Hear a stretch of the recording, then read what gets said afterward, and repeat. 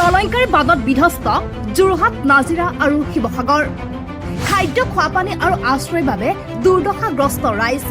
সংকটৰ সময়তো নাই ক্ষীপ্ৰ চৰকাৰী ব্যৱস্থা।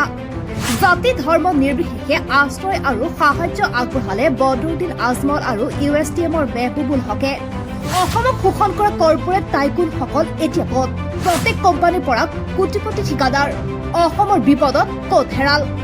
ফ্লাইঅভাৰ সুৰংগ সাজি কোটি কোটি টকা লুটিব পৰা ঠিকাদাৰ এতিয়া অন্তৰ্ধান।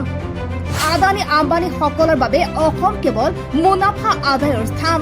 প্ৰলয়ংকাৰী বানে চাৰখাৰ কৰিলে উজনি অসম।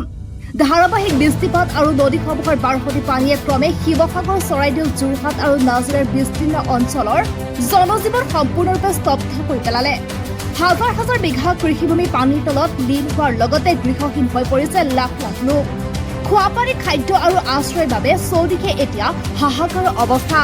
ইফালে বানপীড়িত জনসাধাৰণক সাহায্য প্ৰদানৰ ক্ষেত্ৰত ৰাজ্য চৰকাৰৰ অনীহা আৰু লেহেৰীয়া পদক্ষেপে ৰাইজৰ ক্ৰোধ বৃদ্ধি কৰিছে। ধৰ্ম আৰু উগ্ৰ ধৰ্মীয় মেৰুকৰণৰ ৰাজনীতিৰে ক্ষমতাৰ গাদী দখল কৰি ৰখা চৰকাৰখনৰ প্ৰকৃত স্বৰূপ এনে সংকটৰ সময়ত সম্পূৰ্ণৰূপে উদং হৈ পৰিল। বান সাহায্য আৰু উদ্ধাৰ কাৰ্যত চৰকাৰী ব্যৱস্থা চূড়ান্তভাৱে ব্যৰ্থ হোৱা বুলি অভিযোগ উত্থাপন হৈছে। যি সময়ত চৰকাৰে ধৰ্ম মেৰুকৰণ আৰু ৰাজনীতিক লৈ ব্যস্ত থাকি বানপীড়িত ৰাইজৰ খবৰ ল'বলৈ সময় পোৱা নাই, ঠিক তেনে সময়তে ধৰ্মীয় সংকীৰ্ণতাৰ উদ্ধত উঠি মানৱতাৰ অনন্য নিদৰ্শন দাঙি ধৰিলে প্ৰাক্তন সাংসদ বদৰুদ্দিন আজমল আৰু USTMৰ গৰাকী মেহবুবুল হকে।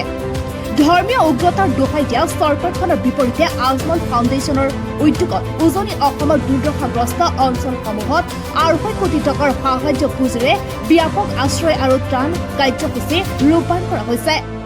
খাদ্য সামগ্ৰী, বিশুদ্ধ খোৱাপানী, জৰুৰীকালীন ঔষধ আৰু সাময়িক আশ্ৰয় শিবিৰ যোগান ধৰি বানপীড়িতক লাখ লাখ লোকৰ সহায় দিয়াৰ চেষ্টা চলাইছে আজমল ফাউণ্ডেশ্যন আৰু USTMৰ প্ৰশাসনে।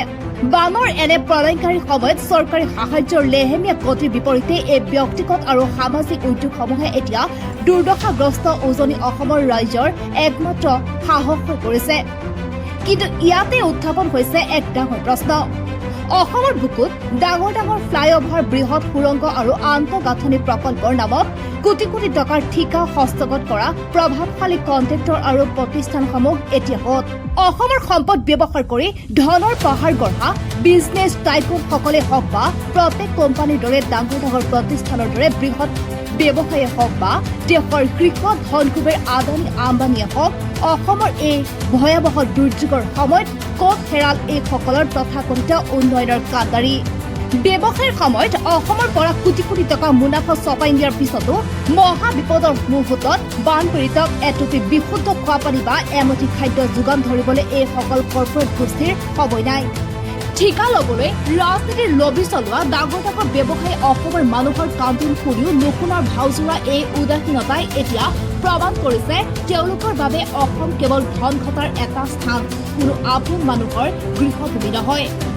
বৰ্তমান উজনি অসমৰ এই কৰুণ পৰিস্থিতিত চৰকাৰে কেৱল আশ্বাসতে সীমাবদ্ধ নাথাকি অতি সোনকালে ক্ষীপ্ৰ ব্যৱস্থাৰে গ্ৰহণ কৰিবলৈ স্থানীয় ৰাইজে চৰকাৰক দাবী জনাইছে।